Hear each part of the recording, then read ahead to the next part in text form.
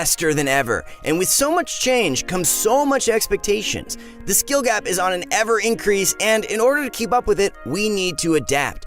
Fortunately, players all around the world are learning new metas and finding more creative ways to get an edge over everyone else. This is happening faster now as the new Chapter 2 update has caused a surge in the player base, meaning that even more people than before are grinding Fortnite to get better.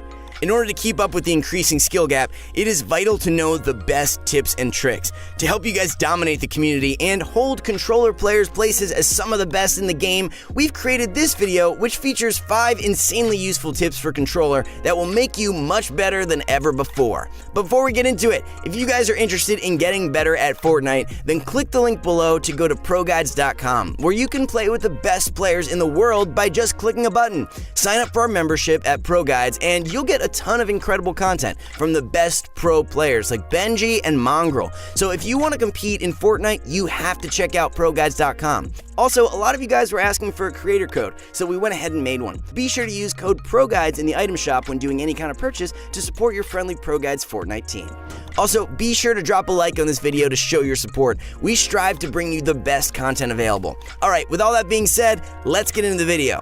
So let's hop right in. With the introduction of Classic Arena Mode, we saw a cap on the amount of materials you can carry.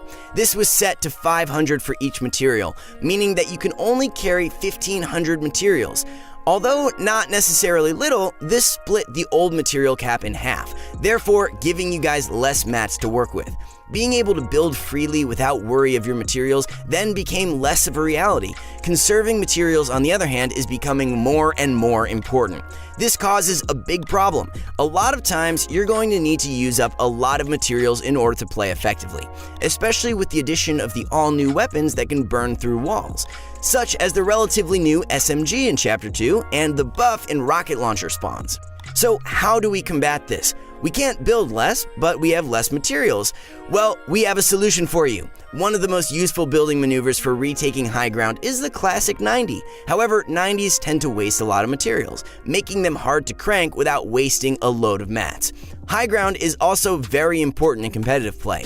In one of our recent videos, we talked about how high ground can be the difference maker between earning placement points and returning to the lobby. Thankfully, by watching some of the pros, we recognized something very interesting. Tfue is known for being one of the best players in the world. He can compete against the best and do well. He's also excellent when it comes to positioning and maintaining the high ground towards the endgame. Here's what he does. Tfue uses only floors and ramps to do his 90s. What this does is it saves him up to 40 materials when he's cranking out his 90s. The way you do this is by performing a normal 90 without using any walls. It's very effective as you will start getting used to not hitting the wall on your side as it won't be there anymore. Since there's no wall for you to hit, you won't lose any speed as you crank your 90s. Another reason is because he doesn't use the walls where it's unnecessary. Notice how we said unnecessary. This is because Tfue doesn't always use this strategy for cranking 90s. The reason players use walls when 90ing is to provide protection as they build up. Tfue uses the half 90 strategy to gain high ground when he knows there's not too many people looking at him. This will get him height very quickly without wasting many materials. The half 90 method works great for controller players because it's a relatively easier way of doing 90s. You don't have to move your sight as much as you would with normal 90s, which will make it easier for you to aim. Using walls is necessary at times though, so make sure you're using this trick with lots of thought and good decision making. We also suggest you hop into a creative lobby and practice the new method in order to master it. Aiming on controller is insanely important for performing well. Without hitting your shots, you've given up a major aspect of true controller skill. Along with aiming comes dead zones.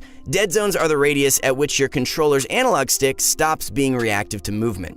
We can guess that a large majority of you guys watching this video are using a relatively older controller that's been in use for at least 3 months. By now, there's a good chance that your right analog stick has started to wear out. What this causes is stick drift. Stick drift is where your analog stick slightly leans to one side over another, causing your Fortnite character to look around when you aren't even touching the controller. This is where dead zones come in handy. The thing is, however, dead zones can actually impact your aiming a lot, meaning that finding the perfect dead zones for your controller is a must for all players. To start, hop into a creative lobby and set your dead zone to 0. Move your analog stick around and then set your controller down to see if your aim moves on its own. If it does, it's a sign that you need to up your dead zones. Now from here, put your dead zone exactly one up, and then once again move your analog stick around and set down the controller. Observe again to see if there's any movement. You're going to want to repeat these steps until you find the lowest dead zone possible that allows for no drift. The reason for this is because the lower your dead zone is, the larger the range of motion you have is, meaning that you can use more of your analog stick to aim. This makes you much more accurate and can improve your controller aim greatly over time. Having your dead zones high is never a good thing, and we're highly against it. As for your left analog stick, it's important to have it low as well.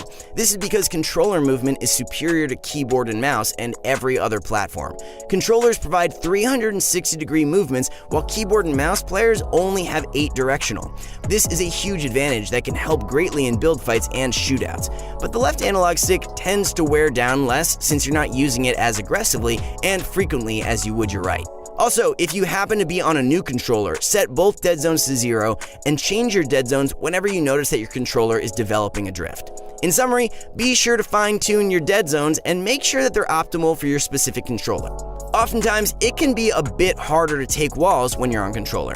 This is because of the trigger that presses down and takes a bit to return back to its resting state. Taking walls, however, is insanely important when it comes to dominating in Fortnite. Being able to take walls faster than the other opponent while having the same ping comes down to skill, and at times, taking a wall faster even if you have higher ping could still get you the win. And at times, taking a walk faster, even if you have higher ping, could still get you the win. So here's an advanced trick to make it easier. Most players pickaxe an opponent's wall and try to time their wall placement perfectly. This can be really hard when it comes to timing, because the pickaxe swing isn't instant. If you think about it, it takes about half a second for your pickaxe to actually hit the target after you click the swing button. This is natural and is a game mechanic, but can make taking walls harder.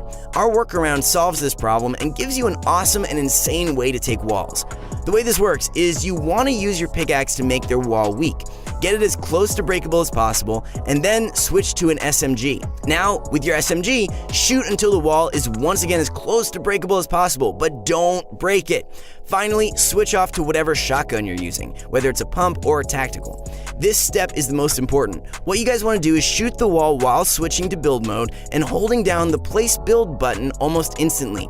You want to be pressing all these buttons at almost the exact same time. The reason this works so well is because the shotgun shot is instantaneous and doesn't need perfect timing to work. All you have to do is master the muscle memory of pressing all of these buttons at once. It's even better for controller players who have a slight pause in between each trigger pump, especially if it's players who do not have trigger stops. Make sure you practice this move in creative, as it will help you greatly with taking enemy walls. Editing is another major aspect of Fortnite that requires great speed and accuracy. However, it is oftentimes overlooked and not done correctly. The thing with editing is that it can be in multiple different ways. You can be a slow and accurate editor who takes their take but doesn't choke or make mistakes in their edits, or you can be a very spastic editor that spurts out random edits in lightning fast speeds. The perfect editor, however, does none of these. Editing on controller is a skill that can be learned quite simply. It's all about muscle memory. You want your edits to be as fast as possible, but you also don't want to be randomly throwing out edits and making mistakes where you don't make the edit intended. What you need to start doing is getting into creative lobbies or edit courses where you practice specific editing maneuvers like the top row off edit or the corner piece, and start off slow. Learn the muscle memory and get used to getting it down. Once you've done a specific edit correctly 5 times in a row, you can now up the speed at which you're doing it and practice doing it faster. A perfect edit would be one that is done in under half a second. Just to clarify, you want to be able to do the whole edit and confirm it under this time. Almost all the pros can do this, whether they're on controller or keyboard and mouse. Editing fast can be very tricky towards opponents and can give you the edge that you need to dominate in build fights. In the new chapter of Fortnite, you now have a variety of ways to aim in Fortnite. You can use the old aiming system or the new one. The new advanced aiming allows you to control your acceleration and switch between linear and exponential aiming. However, the